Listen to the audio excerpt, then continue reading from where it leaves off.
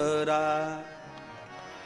उल्टा कर दिया नालायक बुड्ढी ने, राम को निकाल के छोड़ा, दशरथ के राम को वन भेज दिया, क्योंकि राम मंथरा, रा बाद में मां पहले है राम, उसमें भी दुष्ट में भी राम है, पापी में भी राम है, पर कैसा राम है? मन उल्टा राम, पर छोटा नहीं कर सकता कोई राम को। परमात्मा करे आप कभी उल्टा न करें राम को।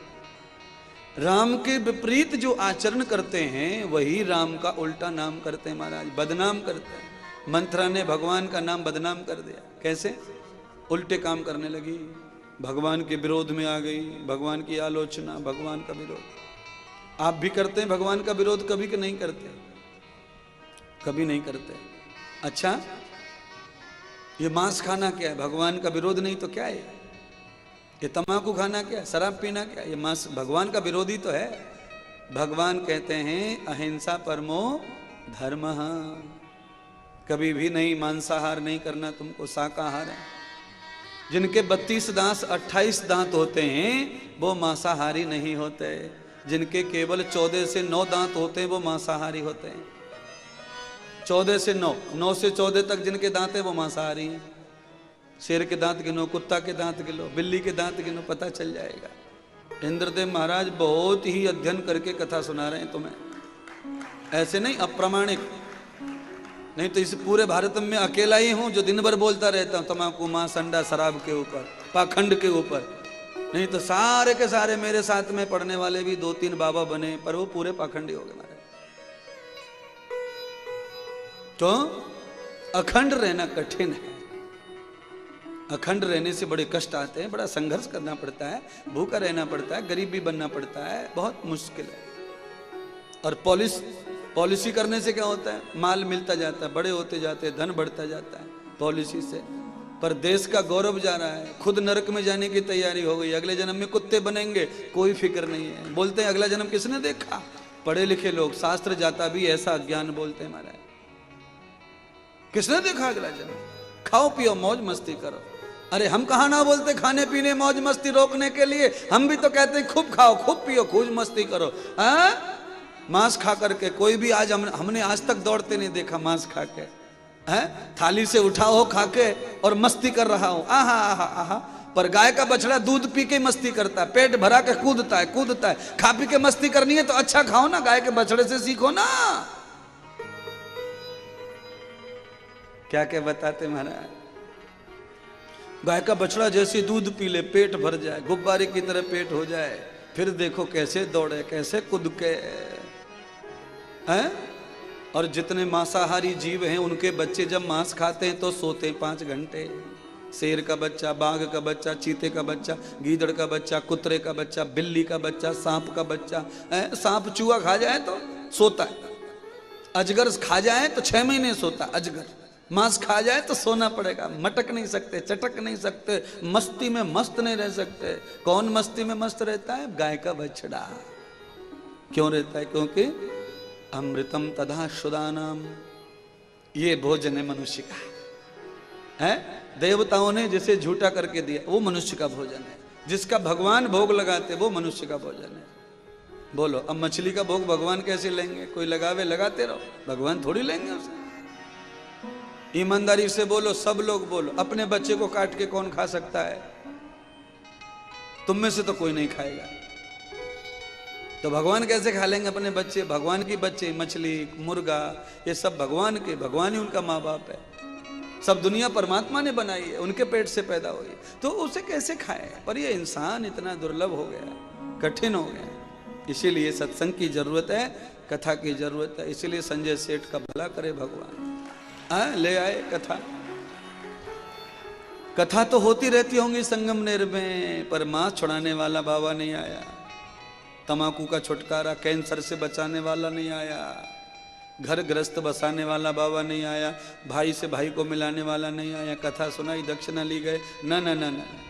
कथा सुनाने की दक्षिणा खूब लो, पर बहुत सारा भला करो, गांव का, समाज का, परमार्थ करो।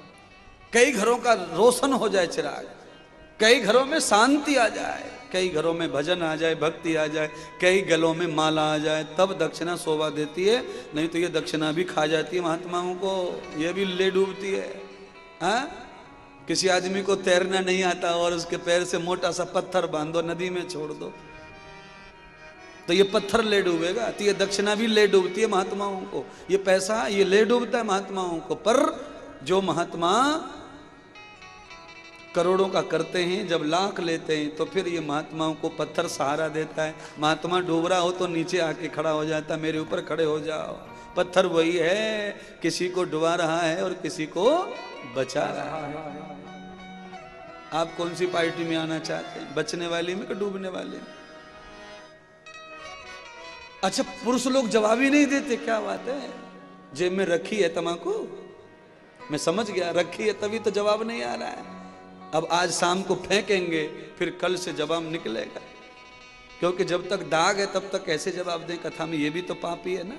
इसलिए सही कर रहे महाराज, शाम को फिक जाएगी, जेब से निकल जाएगी, हल्के हो जाएंगे तो कल जवाब भी निकलेगा। क्योंकि जिस पे ज्यादा वजन रख दो कि नहीं, फिर वो बोल भी नहीं पाता, दब जाए तो नीचे मिट्टी के नीचे बोल नहीं पाता करता है।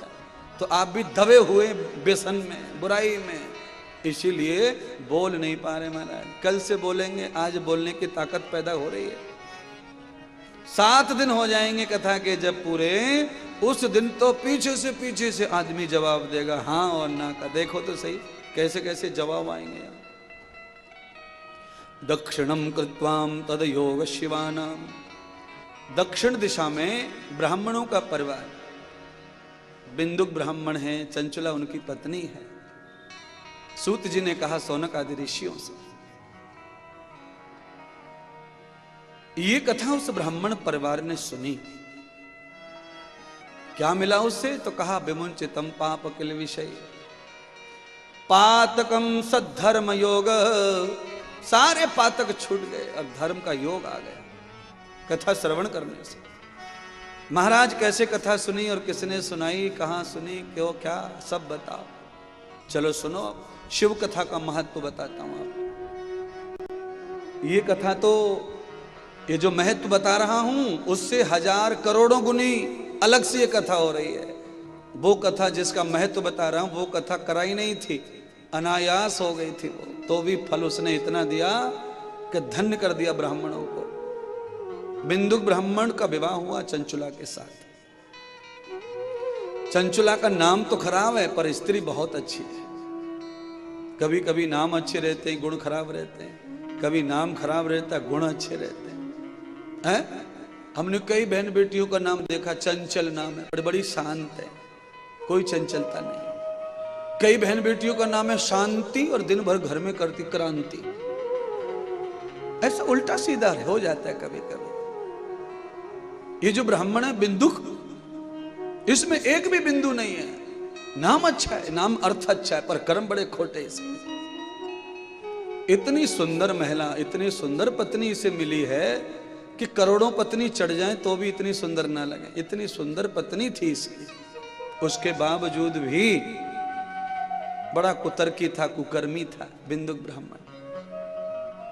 पर आप सब जानते हैं, जैसी करनी वैसी पत्नी ने व्रत लिया, जब तक मेरा पति सुधर न जाए, भगवान का भजन न करने लग जाए, पवित्र ना हो जाए, तब तक मैं अपने घर में बालक ना आने दूंगी। चंचला पतिव्रता थी, दुष्ट पति था, लाचार पति। कैसा पति था? रोज नई पत्नी चाहिए उसका, ऐसा पति था। संकोच लग रहा था कहने में, हर रोज नई औरत चाहिए। अपनी पत्नी ऐसी कि करोड़ों फीकी हो जाए, इतनी सुंदर। उसके बावजूद भी यह कुकृत्य उसके अंदर समाया था। पत्नी रोती रहती, समझाती रहती, पर पत्नी अच्छी थी, उतनी तपस्या भी करती। स्पर्शम न वेदिताम यथाम, मैं छूने नहीं दूंगी, अंग तंग दूर रहो, मैं सेवा करूंगी, कपड़े दूंगी, खाना खिलाऊंगी और तुम्हारे नाम का सिंदूर लगाऊंगी, पर शरीर ना छूने दूंगी। मैं तुम्हारा बच्चा पैदा नहीं करूंगी, मैं औलाद नहीं करूंगी। क्यों? तुम अच्छे नहीं हो, तो औलाद अच्छी नहीं होगी। संसार में तुमसे ही इतना भ्रष्टाचार फैल रहा है, फिर बच्चा 2 हो जाएंगे। इसीलिए शास्त्र सिखाता है अगर माता पिता में गुण अच्छे नहीं हों तो उनको औलाद नहीं करनी चाहिए। एक के दो हो जाएंगे बर्बाद करने वाले, बिगाड़ने वाले, संरचना बिगड़ जाएगी देश की धीरे धीरे। चंचला ने अपने गर्भ को नहीं आने दिया, संसार में ब्रह्मचर्य का पालन किया। बिंदुक के दो काम थे, तेल का व्यापार करता था, ब्राह्मण होके भी व्यापारी था तेल का। तेल के व्यापार में जो पैसा मिलता था सारा पैसा लुटाता था बाहर, जुआ, शराब।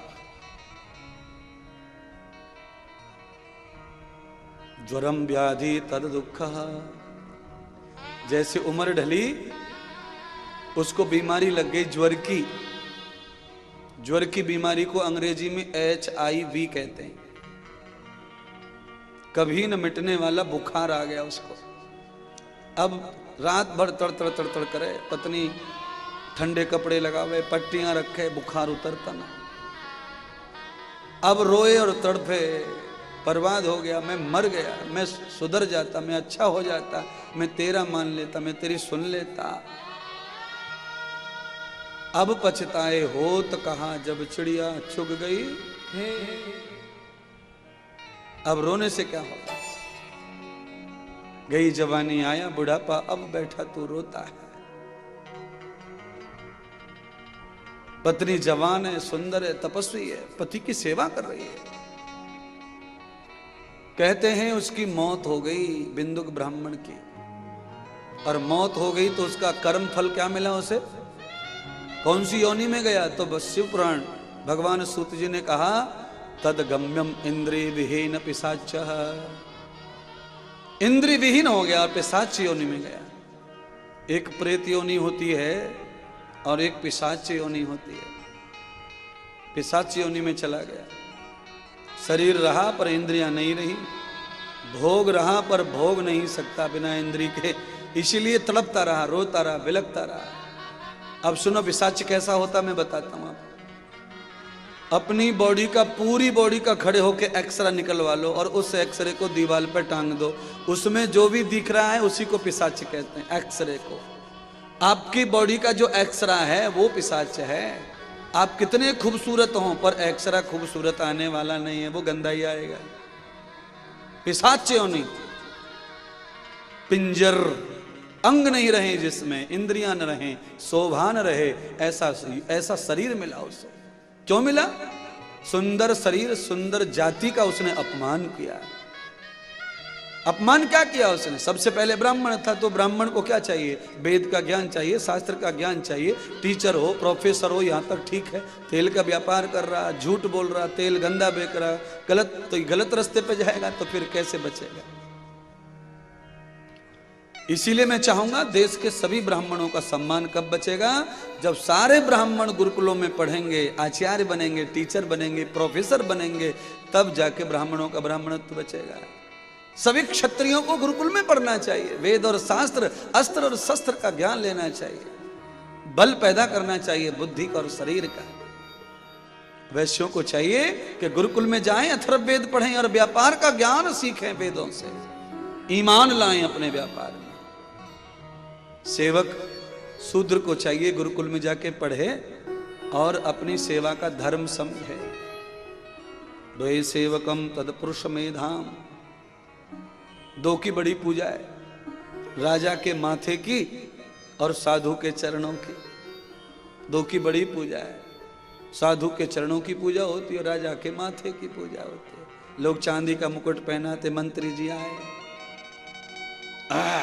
तिलक लगाएंगे, पगड़ी पहनाएंगे। कोई साधु जी आ जाए तो घर में घुसने से पहले चौखट पर खड़े करके पानी से जल प्रक्षालनम प्रधुपाद्यम, अर्घ उतारते हैं, जल से शुद्ध करते हैं। दो की पूजा है।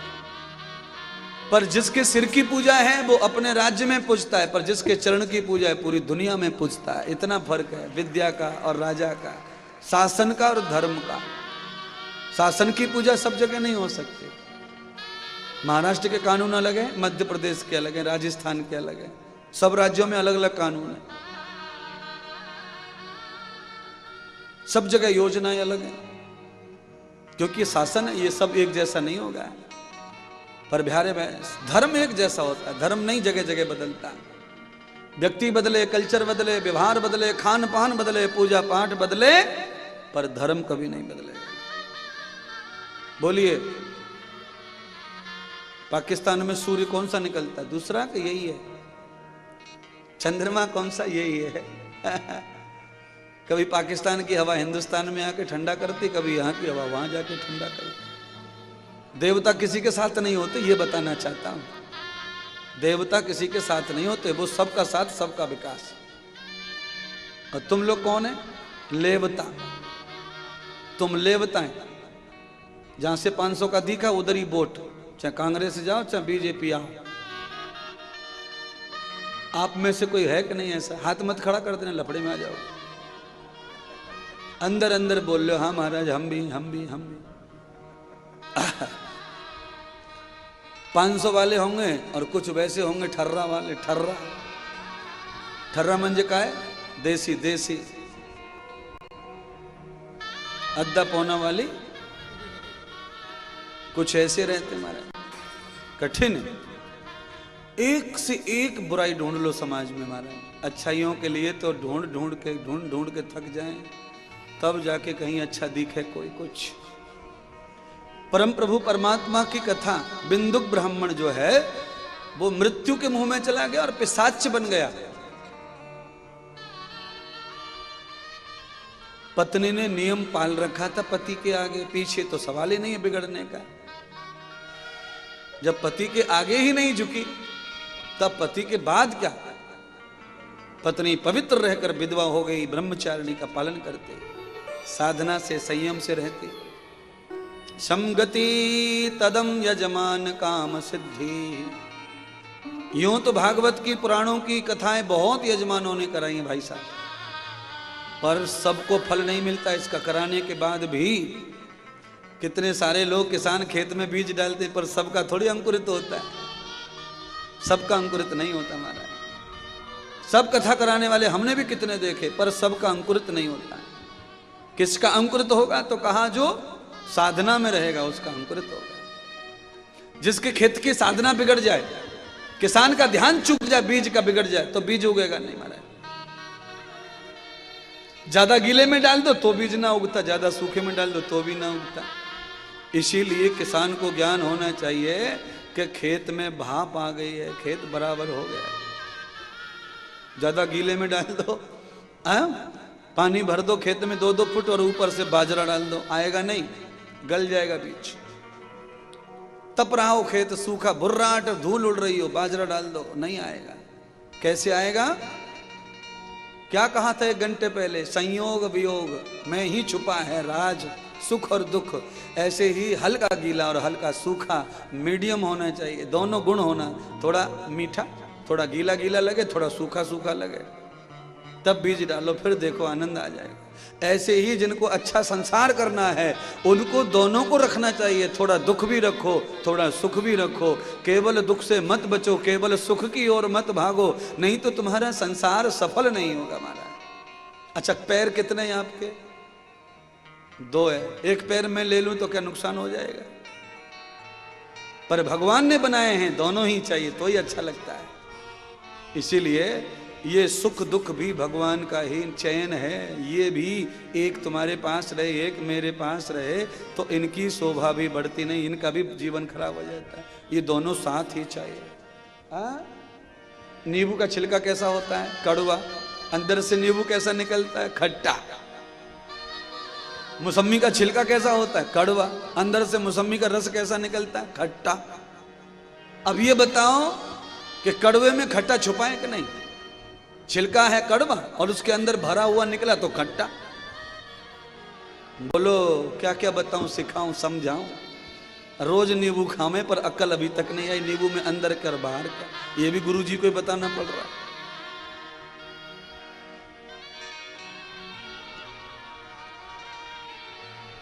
हाँ, अंदर ही भरा है ना खट्टा है, ऊपर से कड़वा। कड़वा है इसीलिए उसका रस बचा हुआ है महाराज। चारों तरफ से दीवार पैक कर रखी कड़वे ने। कड़वा क्यों? अगर वो भी मीठा रहता तो लोग उसको मुंह में रख के ऐसे खा जाते अंगूर की तरह। और अंगूर की तरह खाते तो बीज भी जाते। बीज जहर होता है नींबू का, अगर बीज ज्यादा खाया गया तो आदमी को मौत भी हो सकती है। बीज जहर होता है नींबू का बीज। इसीलिए भगवान देखो कितनी मदद करता है, सुरक्षा कर दी उसकी।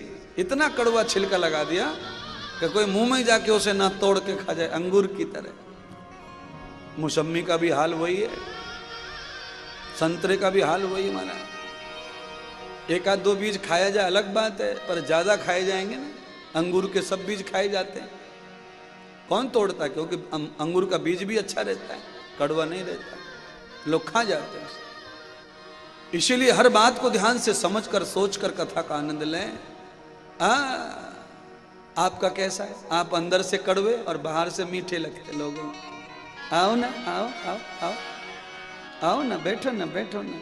और अंदर से क्या बोल रहा है? ये और आ गया, ये और आ गया।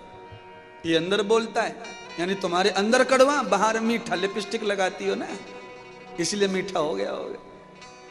क्रीम पाउडर भी पोतते इसलिए हो गया होगा मीठा लगा लगा। हाँ,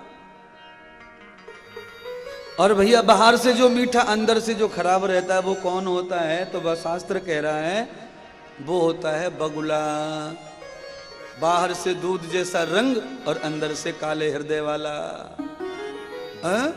मटकती नाचती मछली को खा जाता पकड़ के नालायक बगुला पानी में से, इतना गंदे स्वभाव का। और बाहर से कैसा? बिल्कुल दूध जैसा सफेद। आप भी ऐसे ही हैं। बड़े दिनों में आए जी हमारे घर का तो रास्ता ही भूल गए, और अंदर ही अंदर छुरी चल रही है। ये और आ गया, मुझे जाना था बाहर, अब इसकी वजह से और काम बिगड़ रहा है। अंदर ये बोल रहा है और मुंह कुछ और बोल रहा है कि नहीं? दो चीज। इसीलिए नींबू की तरह रहो। बाहर तुमसे कोई ज्यादा खुश न रहे कोई बात नहीं है, पर अंदर से किसी का बुरा तुमसे नहीं होना चाहिए। हाँ, वार्षितम कर्तव्यम दूषितम यथा मूलम। क्या फर्क पड़ता है? बाहर से बहुत सारे फल अच्छे नहीं रहते, अंदर बड़ी महिमा है, बड़ी कीमत है उनकी। महाराज भगवान शिव जी भी बाहर से बड़े कड़वे। भगवान शिव बाहर से कितने कड़वे होंगे बताओ? हाथों में बिच्छू लटक रहे हैं, कितना जहर है। गले में सांप लटक रहा, कितना जहर है? माथे पे मधुमक्खियों के छत्ते लटक रहे हैं, कितना कितना कड़वा। एक कड़वा बिच्छू के मारे हम तो मर जाएंगे रो रो के, इतना जहर होता है। फिर सांप लटक रहा है, बच्चे कुछ सांप ना छोड़े। हाँ, एक मधुमक्खी काट ले तो गाल एकदम चकाचक हो जाता है। वहां तो जत्ते के जत्ते इतना जहर लेके, बाहर से जहर लेके घूमते हैं, पर अंदर कैसे? अंदर कैसे बताओ ना?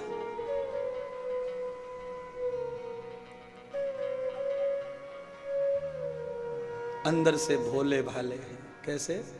भोले और सब ठग लो, इतने अच्छे सब ठग लो।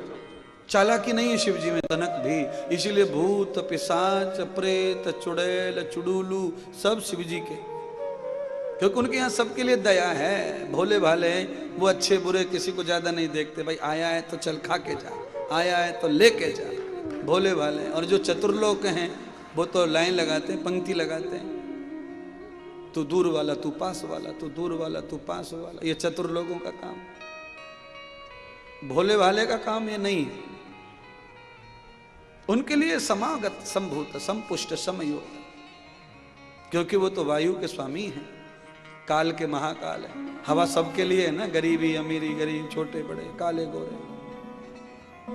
इसलिए भगवान शिव जो है वायु के स्वामी है, काल के स्वामी, यम के स्वामी है, महाकाल है।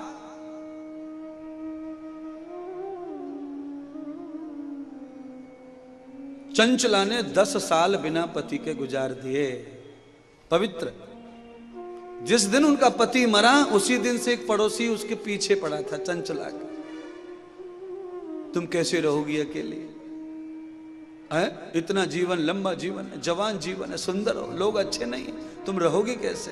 तुम मेरी हो जाओ, तुम मुझे पति बना लो, तुम मेरी पत्नी बन जाओ। अरे मैं तुम्हारी सेवा, मैं तुम्हें खिलाऊंगा पिलाऊंगा, घर दूंगा, मकान दूंगा। चंचुला कहती है कि मैंने शादी विवाह करके जब पति को स्पर्श नहीं करने दिया तो तू कौन है? तब पुष्ट बहुत पुष्टि के साथ में संघर्ष कर रही है उस दुष्ट से। पर कहते हैं चंचुला को आते जाते देखते उसकी नींद, उसकी जिंदगी हराम कर दी नालायक ने। न जाने देता, न आने देता, न खाने देता, न सोने देता। दिन में 100 बार कम से कम प्रार्थना करता होगा। एक दिन चंचला ने कहा कि यह तीव्र कितना वासना में ओतप्रोत हो रहा है, कितना पागल हो गया है। एक दिन चंचला गुस्सा आ गई। क्रोध में आके भी कभी कभी नुकसान हो जाता है। आपने देखा होगा छोटा जो बच्चा रहता है वो मम्मी से कई बार एक ही चीज मांगे और मम्मी की इच्छा है कि वो ना दे, उसे ना दे, वो मांग रहा है मांग रहा है मांग रहा है तो मम्मी उसको देती नहीं है। फिर मम्मी क्या कहती है? ले मर जा, ले खा ले, ले ले ले। मम्मी का ऐसा हो जाता है। चंचुला का भी ऐसा स्वभाव हो गया। चंचला ने नाक में दम कर लिया, परेशान हो गई उस नालायक। तो चंचला ने कहा जब इस शरीर का ही इतना भूखा है तो शरीर को ले खा ले, ले मर जा। तद्भोज योगम मेवोच कैवल्य भूतम। चंचुला ने गुस्सा में शरीर परोस दिया उस हवसी को। फिर भाग कहते हैं सूत जी कि एक दिन चंचुला ने जब क्रोध में शरीर परोस दिया, चंचुला ने जो कभी साहस और एहसास नहीं किया था कि ऐसा कोई सुख होता होगा इस चीज में, चाहे वो क्रोध में ही सही, पर चंचुला को भी दोनों के संबंध से सुख प्राप्त हुआ तो चंचुला का मन भी बदल गया। वेग मूलम तथा गति नाम। धीरे धीरे चंचुला भी एक पुरुष, फिर 2 पुरुष, फिर 3 पुरुष, फिर 4 पुरुष, फिर 5 पुरुष, फिर 6 पुरुष, अनंत कहते अनगिनत पुरुषों से चंचला का भी संबंध बन गया। अब चंचला को भी धीरे धीरे जब बुढ़ापा आया तो बीमार होने लगी। बीमार हो गई, फिर ठीक हो गई, फिर बीमार हो गई, फिर ठीक हो गई। तो जो भी चंचला के पास में पति की संपत्ति थी, पैसा था, वो सब बीमारी में समाप्त हो गया। अब चंचला के पास में सिवाय बीमारी के कुछ नहीं बचा। और जो यार बनाए थे अनेक शरीर के हवसी, अब चंचला को देखने तक, मुड़ने तक चाहते का बहुत दूर हो गया। चंचला का नाम भी जुबां पे नहीं है। आप ध्यान रखो, वैश्यालय में कितने लोग जाते हैं, अनगिनत लोग जाते हैं, पर ये वैश्याएं जब बीमार होती हैं, मरती हैं, तो इनका कोई लेने वाला ना कोई देने वाला। शमगति पुष्टम यथा मूलम सकर्म। परमात्मा करे कि कभी भी कोई इतना न गिरे कि भगवान भी नाराज हो जाए। कभी भी अपना जहम, अपना गुण भी काम न आए, इतना कभी कोई कुकृत्य न करे। राम भी न बचाए, इतना नहीं करे कोई। किसी को मरना है तो मरते रहो, पर हवस में और इसमें कुछ आनंद है, सुख है, ऐसा नहीं। तद्भूतम यथा कल्याणम। धन्य हो व्यास जी ने ऐसी कथा लिखी। और उन्होंने लिखी इसलिए क्योंकि उन्होंने ऐसे कर्म किए। व्यास जी ने भी परिवार बसाए, नियोग किया। पांडव कौरवों का जन्म व्यास जी के ही अंश से हुआ। व्यास जी की पत्नी तो वो नहीं थी अंबा अंबालिका, पर अपने शरीर का दान किया, तब उनका घर बसा। किसी राज घराने में खुशी लौट के आई। बड़े धर्म का काम है ये। पर कलयुग में ये भी नहीं होना चाहिए, क्योंकि कलयुग में इससे भी कलंक लगता है, बदनामी होती है। कलयुग में शास्त्र का ज्ञान नहीं है, इसीलिए आप भी धर्म करने जाओगे, वो भी बदनामी और आलोचना का ही कारण बनेगा। इसीलिए शास्त्र ज्ञान जब था तब की बात है, नियोग कहते हैं इसको। अधरभूतम तद योग मूलम। चंचला ने निश्चय कर लिया कि कोई अपना नहीं इस जगत में। जब तक सुंदरता थी, शरीर था, हवस थी, भोग था, सबने स्वीकार किया, सबने अपने को माना और सब लड़ते थे प्यार के लिए। तू मेरी प्यारी है, तू मेरी प्यारी है। जब शरीर जर्जर हो गया तो इसका कोई ग्राहक नहीं रहा। माना शादी करने वाला पति भी ग्राहक नहीं रहता अम्मा का, ये ध्यान रखो। वो भी गुड्डू को बोलता है, गुड्डू तेरी आजी बीमारी हो लेके जाओ, तेरी आजी बीमार हो गई लेके जाओ। आजी गुड्डू, गुड्डू की आजी, अब दादाजी की कुछ नहीं रही वो है।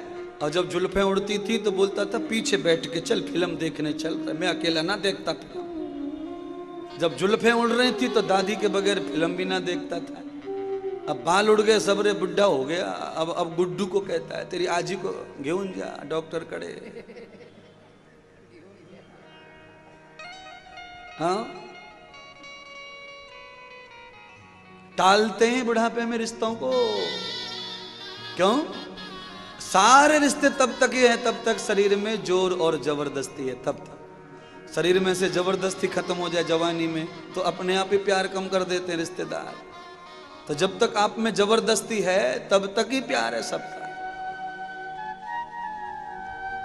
हमने तो कितनी नई नई शादियों के तलाक देखे इसी बात के लिए। हमारी कई शिष्य हैं ऐसे जिन्होंने तलाक लिया, दूसरी शादी की। हमने कारण पूछे तो डॉक्टर पढ़ाई थोड़ी सी जानते दवाइयां, तो लोग बता देते सही सही क्या है। तो कहा भाई दूल्हा में जबरदस्त जोर नहीं था इसलिए तलाक लिया हमारी बेटी ने। बोलिए, तो संसार में जोर जबरदस्ती तो प्यार है, तो संसार है। आपका जोर जबरदस्ती नहीं है तो आपसे दूर हो जाएंगे फेरे लेने वाले लोग, रिश्ते कट। ऐसा संसार है। भयंकर बीमारी आई चंचुला को, भयंकर बीमारी ने चंचुला को ग्रसित कर दिया। चंचुला ने निश्चय किया कि कोई नहीं, अब मर जाना चाहिए। जिस गांव में रहती थी वहीं से कृष्णा नदी बह रही थी। नदी कौन सी? कृष्णा। दक्षिणम, दक्षिण में कृष्णा नदी है। उस नदी की ओर बढ़ी और उसने निश्चय किया कि मुझे प्राण देने नदी में मरना है, अब कोई है ही नहीं और ज्यादा बुरे हाल होंगे तो उससे अच्छा है कि अपना मर जाए। जैसे ही नदी के तट पे पहुंची, मरने के लिए जा रही थी और नदी के किनारे श्रावण का ही महीना था, सोमवार का ही दिन था। कुछ ब्राह्मण सुबह 4 बजे से ही अनुष्ठान कर रहे थे और शिव महापुराण का वाचन कर रहे थे, जोर जोर से श्लोक पढ़ रहे थे।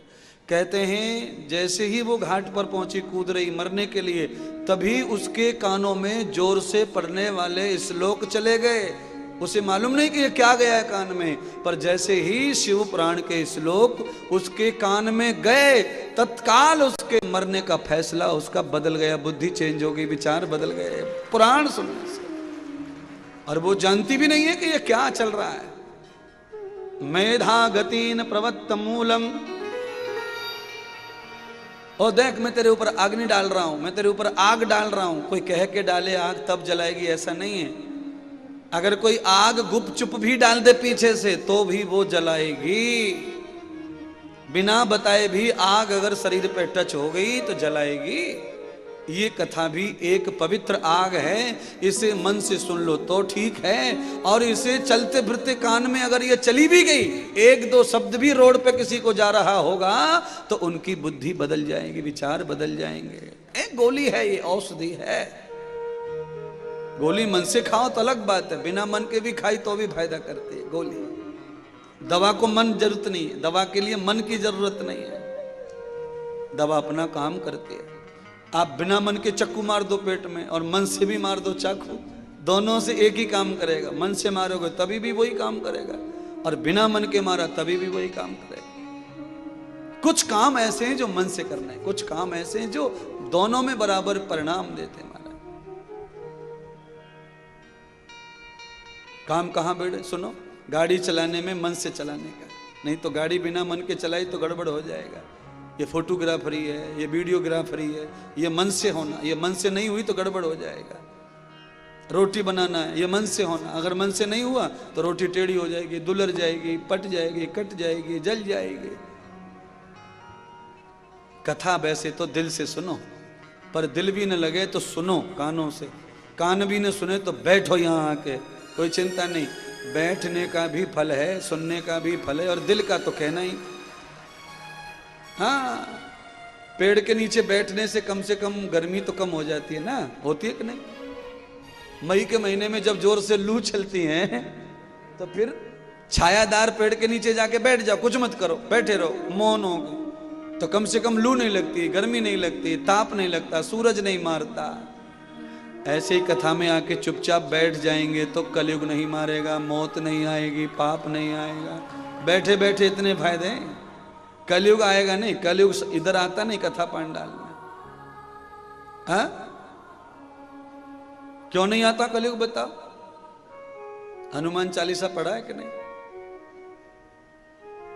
हाँ, हनुमान जी को राम कथा बड़ी भाती है, इसीलिए जहां भी कथा होती है भगवान की, वहां हनुमान बिना बुलाए पहुंच जाते हैं, वहां बुलाना भी नहीं पड़ता है। ये गणेश वगैरह है ना, ये सब घमंडी हैं, इनको तो बुलाना पड़ता है, स्थापना करनी पड़ती है, इनकी पूजा करनी पड़ती है, पर हनुमान जी का कुछ नहीं करना पड़ता। राम कथा देखी कि दौड़े माना, राम कथा सुनवे को रसिया। आप भी रसिया हो जाएंगे कथा सुनने को, हैं तो सही रसिया, तभी तो आए हैं कथा में। परमात्मा करे आप हमेशा रसिया बने रहें। कथा के रसिया का मतलब है मस्ताना व्यक्ति, कथा का रसिया। राधा जो है श्याम को रसिया बोलती थी, राधा भगवान कृष्ण का एक नाम रसिया, राधा रसिया कहती थी उनको। रसिया क्यों कहती थी बताओ? रसिया का मतलब है जो रास करता है वो रसिया है। रसई रासई थी रसिया, जिसमें रास समाया हुआ है। रास का मतलब होता है द्वंद्व से परे एकाग्रता, जिसमें आनंद समाया हुआ है। तो आनंद किसमें समाया है? भगवान। सच्चिदानंद रूपाय विश्व उत्पत्त्यादि, ये देख लो, सच्चिदानंद, आनंद भगवान में है, इसीलिए रसिया वही है। तो परमात्मा करे आप भी रसिया हो जाएं, क्योंकि तुम में भगवान समाया है।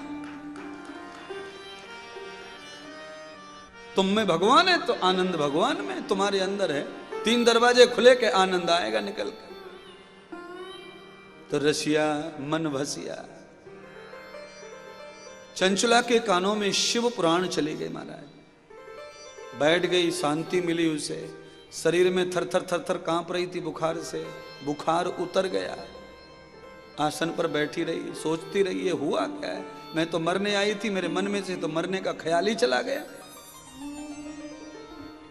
खड़ी हुई और देवालय गई, जहां पर ब्राह्मण लोग मंत्र जाप कर रहे थे, श्लोक जप रहे थे, वहां पहुंची, प्रणाम किया दूर से। अछूत हूं महाराज, मुझे मत छूना, मुझे मत छूना महाराज, मैं अच्छी नहीं हूं, पर मैं आपके शरण आई हूं, मेरी एक आराधना है, उसे स्वीकार करो। क्या? आपके मुखारविंद से जो शब्द निकल रहे हैं ये क्या है मुझे नहीं पता, पर आपके शब्द मेरे कानों में पड़े तो मेरा बुखार चला गया, मेरी बीमारी चली गई, मेरा दुख चला गया। क्या है महाराज ये? तब ब्राह्मणों ने कहा देवी ये दुख विनाशक औषधि है, पाप विनाशक औषधि है। क्या है ये? तो कहा ये पाप भंजनम रंजनम यथान अमृत, ये पापों का भंजन करती है और अमृत का अंजन करती है। ये शिव कथा है। भगवान शिव जो काल के महाकाल हैं, जो समस्त दुखों का विनाश करते हैं और अपने भक्तों के ऊपर भस्म डालकर पवित्र कर देते हैं, निरोगी भूतात्मा भूतनाथ भगवान, ये उनकी कथा है। अब तो चंचला कहने लगी मेरे पास में दक्षिणा तो नहीं है और न मेरे पास अच्छाई है, न मेरे पास कुछ भलाई है, पर हे ब्राह्मण देवता अगर आप मुझे इस कथा को पूरा सुना दें तो मैं आपके घर पानी भरूंगी, मेरा कल्याण हो जाएगा। महाराज पुरुषार्थम एदम ब्राह्मण प्रियानम। प्यारे भाई बहनों जरा कथा को समझो। उन ब्राह्मणों ने उस गरीब अबला दुखी मरने वाली महिला को कथा श्रवण कराई। आप जितने लोग बैठे हैं ना, मैंने किसी से कोई दक्षिणा नहीं ली आज कथा सुनाने की, सब फ्री में सुन रहे हैं। पर चंचला की तरह भाव से नहीं सुन रहे होंगे शायद। चंचला ने गिड़गिड़ा कर पैर पकड़ कर कहा मेरे पाप धुल जाए, मेरा बुखार उतर जाए, मेरी बीमारी चली जाए और मैं नारायण में शिव भक्त हो जाऊं, मेरे अंदर भक्ति आ जाए। मैंने जिंदगी में अच्छा कुछ नहीं किया, बस मैं अब आपकी शरण आई हूं। हे ब्राह्मण देव आप मेरे गुरु बन जाओ, मुझे शिष्य बनाओ। कहते हैं 5 ब्राह्मण थे, उसमें से बड़े जी गुरु जी ने दीक्षा दे दी, गुरु बन गए और श्लोकः शिव कथा श्रवण कराने लगे। पंचद्रव्यो विभान भूतम अमृतम पंचरूपाय। भगवान शिव जी का ध्यान किया, अर्चन किया, मानसिक पूजन किया और कथा शुरू हो गई। एक दिन कथा सुनी, 2 दिन सुनी, 3 दिन सुनी, 4 दिन, 5 दिन, 6 दिन, 7 दिन कथा सुनी। 7 दिन अर्थात 24,000 श्लोकों का श्रवण किया। समगति पुष्टम यथा मंगलम। चंचला 7 दिन में मजबूत होगी महाराज, रूप बदल गया उसका 7 दिन में। हमारी कथाओं में तो न जाने कितनी कथाओं में लोगों के रूप बदले, हमने खुद देखा। एक एक कथा में 500 लोगों के, कहीं 600 लोगों के, कहीं 100-200 लोगों के रूप बदले। नास्तिक थे, आस्तिक हो गए, रूप बदल गए। जिंदगी में भक्ति नहीं की, भक्ति करने लगे, रूप बदल गए। इसी को रूप बदलना कहते हैं। दूसरा जन्म हो गया बुराई से अच्छाई का। चंचला का दूसरा जन्म हो गया गुरु कृपा से, शिव पुराण की कथा श्रवण से। 7वें दिन कथा श्रवण की। कहते हैं तभी ब्राह्मणों ने आशीर्वाद दिया, तथास्तु तदगतम भूता। हे देवी, शिव महापुराण की संपूर्ण कथा का पुण्य तुम्हें प्राप्त हो और भगवान शिव जी तुम्हें अपनी सेविका बनाए। आशीर्वाद दे दिया। कहते हैं भगवान तत्काल प्रकट हुए और पार्वती को कहा देवी जाओ। चंचला ने बहुत सुंदर समस्त पापों को खत्म कर दिया, उससे लेके आओ। चंचला को भगवती माता पार्वती लेने के लिए आई और कैलाश ले गई। और क्या बनाया उसे? अपनी सखी बनाया। सखी, तो मेरी बहनों से अनुरोध है, जो कथा सब कुछ छोड़कर सुनेंगी 7 दिन, वो पार्वती की सखी बन सकती है महाराज। हाँ, और पार्वती की जो सखी बनती हैं उनको कभी भी मौत नहीं आती, कभी भी वो विधवा नहीं होते महाराज, कभी मौत नहीं आती। औरत के ये 2 ही अवसराफ हैं, बुरी बात। औरत की सबसे बुरी बात क्या? विधवा हो जाए, सबसे बेकार बात है, कलंक लग जाता है। और दूसरी बात, मौत हो जाए औरत की तो पूरा घर खाली हो जाता है महिला के बगैर। पूरे घर में आफत आ जाती है, रोटी की, पानी की, कपड़े की, धोने की, पहुंचने की। इसलिए औरत मरनी ही नहीं चाहिए। औरत जितनी दिन जिंदा रहे उतने दिन शोभा रहती है देश की, गौरव की, सभ्यता की, परिवार की। औरत कितनी भी हारी थकी आई हो, पर फिर भी दिल से मन से अपने काम पे लग जाती है घर में आके सुबह शाम। पुरुष हार के थक के आया हो तो काम करवा के बताओ। हार के आए हो राजा जी और आते से कुछ काम बता दो तो फिर देखो तुम उनकी आंखें। औरत कितनी भी थक के हार के आई हो, कहीं से भी आई हो, पर घर का जो काम है वो बिना बताए पूरा करती है, खुशी खुशी। इसीलिए काय को मरे बाबा, और कोई सुख न कम हो इनका, सब सुख बंधे। चंचला को आज शिव कथा के श्रवण करने से सखी बनने का अवसर मिला।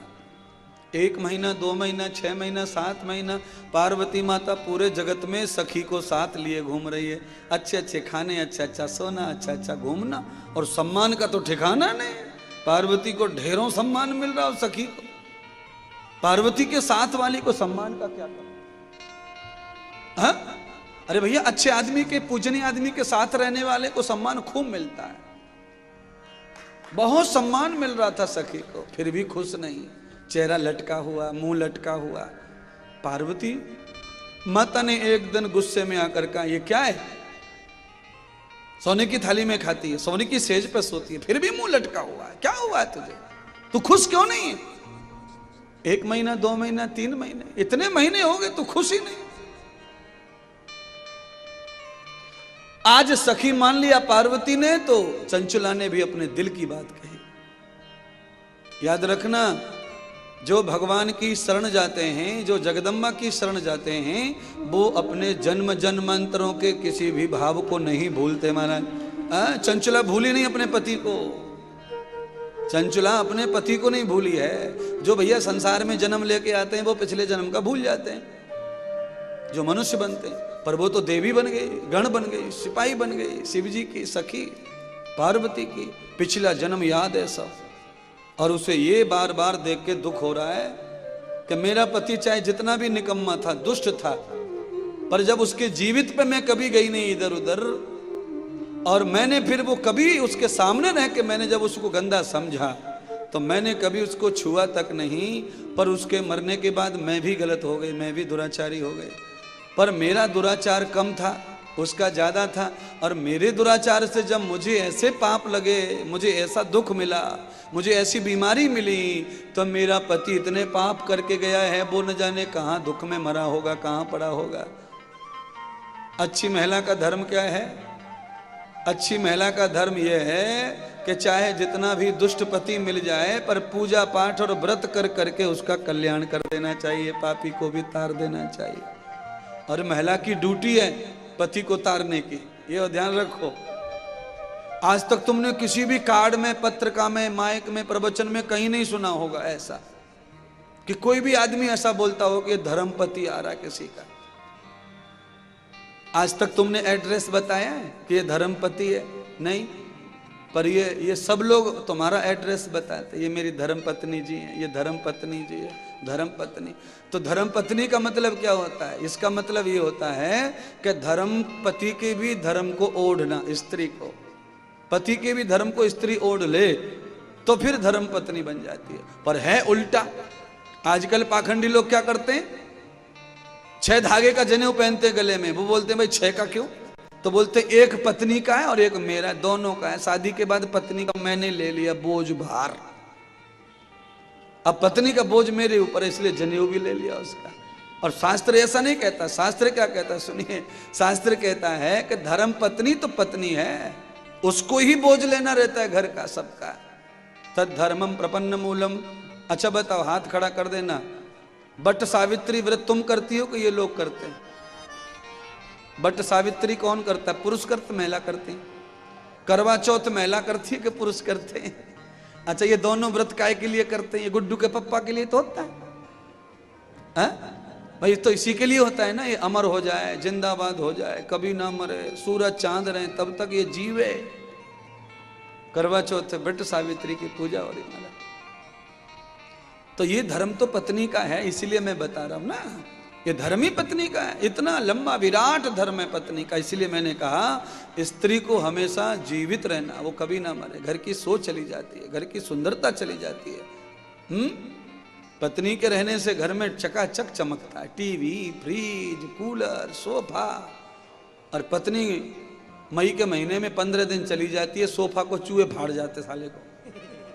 ये पति तो ऐसा ही है कि दुकान पे चला गया तो घर का ठिकाना नहीं, घर है तो दुकान का ठिकाना। और घुटने घुटने तक धूल जमी रहे टीवी बीवी सब पे। बेचारी मायके जाए, फिर लौट के आवे, 4-5 दिन घर में काम करने पड़े सबरे। हाँ, तो बड़ा मुश्किल है। इसीलिए शिव कथा आपको बोध कराती है, महिलाओं का सम्मान दे रही है महाराज। इसीलिए जितनी महिलाएं बैठी हैं सब व्रत लेवे कि हम कभी मांस नहीं पकाएंगे, कभी खाना नहीं मांस खाएंगे, कभी अंडा नहीं पकाएंगे और कभी बच्चों को नहीं सिखाएंगे। तब पार्वती की सखी बनने का आनंद मिलेगा महाराज। नहीं तो सूफनखा की सखी बनेंगे सब। आज नहीं तो कल कटेगी फिर नाक। सूफनखा की सखी बन के क्या फायदा? इसीलिए भगवान करे सीता पार्वती के सखी बनने का मौका मिले संगमनेर की सभी महिलाओं को, जो कथा में आई महाराज। जो नहीं आई है वो टीवी पे सुन लो, वो भी बन जाओ। और जो कल आएंगे उनके लिए कल आशीर्वाद देंगे। कठिन है। कई महिलाओं को तो इसी बात का बीपी बढ़ता रहता है, मजबूरी में पकाना पड़ता है। गुरुजी मानता नहीं, गुड्डू का पप्पा जिद्दी है। हाँ, खाती नहीं, मैं तो छूती तक नहीं। मैंने कि पकाती कैसे? फिर छूती नहीं, पकाना पड़ता है। तो बिना छुए कैसे पकता? ऐसा हाल है। बोलते मैंने तो जन्म से ना रखा मुंह पे। है कुकर में से सीटी जब निकलती है तो सी भी मुंह पे ही मारती है। तूने मुंह पे नहीं रखा, झूठ बोलती है। खाली हाथों से नहीं खाया है, मुंह में तो गया, सुर गया गया गया। कुकर की सीटी पूरी अंदर तक जाती है, पेट तक। और असली मार तो सीटी में ही होवे, नकली रह जावे उसमें तो। इसीलिए व्रत ले लो आज कि भगवान बुद्धि दो सब घर वालों को, जिससे ये छूट जाए, घर में से नरक चला जाए, शमशान चला जाए। मरा हुआ शरीर जहाँ रहता है उसे शमशान कहते हैं। क्या कहते हैं? जहाँ हम बैठे इसको क्या कहते हैं? लॉन्स। क्योंकि यहाँ सब जिंदे आते नहा के धो के सज धज के, और वहां कैसे जाते हैं? सब एड़े बावड़े से, मुंह फुला के, लटके से, फटे से कपड़े पुराने से पहन के जाते हैं शमशान में। इसीलिए ध्यान रखो, ये बकरा मछली ये मरे मरा लाते बाजार से तो शमशान हो जाएगा घर, घर में स्वर्ग चला जाएगा, शांति चली जाएगी, क्लेश आ जाएगा, कलयुग आ जाएगा। इसलिए सावधानी हटी और दुर्घटना, परमात्मा करे कोई दुर्घटना ना हो। सभ्य योगम समाहितम तत्वम दर्शितम यथाम। आज तो चंचुला के दुख को देख के माता पार्वती परेशान हो गई। कहा तू चिंता मत कर, हे मां पार्वती, अगर तुम्हारा मेरे से प्रेम है और तुमने जब सखी बनाया है, मेरे सारे पाप अगर जल गए और मैंने श्रद्धा से अगर आपके पति की और आपकी कथा सुनी है, तो आप ये बताओ कि मेरा पति कहाँ है, मेरे पति को क्या दंड मिला है, मेरे पति को कौन सा शरीर मिला है, मेरा पति कौन सी योनि में गया है। माता पार्वती ने ध्यान किया, कहा देवी तुम्हारे पति ने कुकर्म किया, इसीलिए वो पिशाच योनि में है। कहा? तो कहा विंध्याचलो तदो दक्षिणाम। दक्षिण में विंध्याचल पर्वत पर पिशाच बना बैठा है, न खाना मिलता है, न पीना मिलता है, न सुनता है, न समझता है। हाँ, जर्जर होके पड़ा है, भटक रहा है पिशाच योनि में। और रोने लगी सखी जोर से। जब से तो डाउट ही था कि उसे कर्म का फल मिला होगा, पाप भोग रहा होगा, दुख भोग रहा होगा। अब प्रमाणिक हो गया, माता पार्वती ने दर्शन करा दिया, तो अब साक्षात पति को देख के तो विलाप करने लगी, रोने लगी। सुनिए, हॉस्पिटल में डेथ हो जाए पति की और पत्नी को पता चल जाए तो रोती है, तड़पती है, पर थोड़ी देर के बाद में शांत हो जाती है। पर जब डेड बॉडी सामने आ जाए तो मरने मारने पे आ जाती है पत्नी, इतना रोती है महाराज। तो जैसे ही पिशाच को देखा पार्वती की आंखों से, चंचुला ने माथा पटक पटक के रोने लगी। माता पार्वती ने उठाया, देवी मेरी सखी हो तुम, अवश्य भगवान शिव कृपा करेंगे। अरे भगवान शिव ने जब तुझे मेरी सखी बना दिया है, तो मैं मेरे प्रताप से भगवान शिव की कथा श्रवण करवा के तेरे पति को भी मैं भगवान शिव का गण बना दूंगी, तो दुखी मत हो। कैसे बनाएंगी? तो कहा उसे भी भगवान शिव की कथा सुना के, शिवगतम न भूतम यथा। अब कथा सुने कैसे? वो तो पिशाच है, कथा तो इंसान भी नहीं सुन पा रहे, वो तो पिशाच है, वो सुनेगा कैसे? अब बड़ी प्रॉब्लम है, कथा सुने तो सुने कैसे महाराज। माता पार्वती का शिष्य था तंबरू, है? समय बड़ा जल्दी समाप्त हो गया। माता पार्वती का शिष्य था तंबरू। तंबरू तंबरू नारद जी की तरह थे, बिल्कुल नारद जी की तरह भगत थे। नारायण के जैसे भगत नारद, वैसे ही शिव पार्वती का भगत तंबरू। तंबरू को बुलाया और कहा चलो विंध्याचल पर्वत पर चलना है दक्षिण में, और वहां पर इसका पति पिशाच है, उसे कथा शिव जी की सुनाओ। नारद जी शिव कथा नहीं करते थे, नारद भगवत कथा करते थे, और तंबरू जो है ये शिव कथा करता था। तंबरू का शरीर तो मनुष्य का था, पर गर्दन माथा घोड़े का था तंबरू का। हर्षम तदितम पुरुषम मेधाग्नि कथा भूतम। तंबरू नारद जी की तरह बीणा से ही कथा सुनाता था, संगीत के साथ।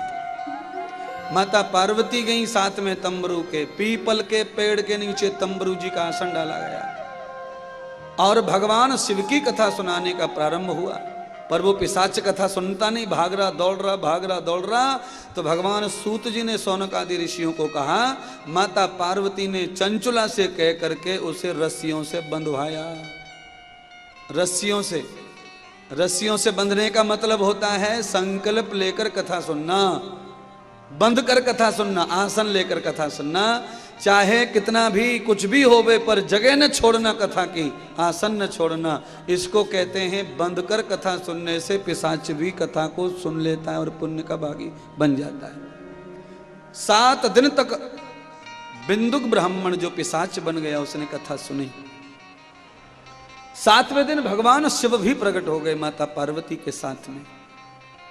और भगवान शिव जी जब प्रकट हुए तो कहते हैं चंचला के पति बिंदुक ब्राह्मण जो पिशाच हो गया, 7 दिन में उसके संपूर्ण शरीर में मांस और चमड़ी आ गई महाराज। ऑपरेशन कर दिया शिव जी ने, ऐसा समझो। भगवान शिव तो वैद्यनाथ महाराज हैं, वो तो खुद ही डॉक्टर हैं। अपने बेटे की गर्दन जोड़ दी।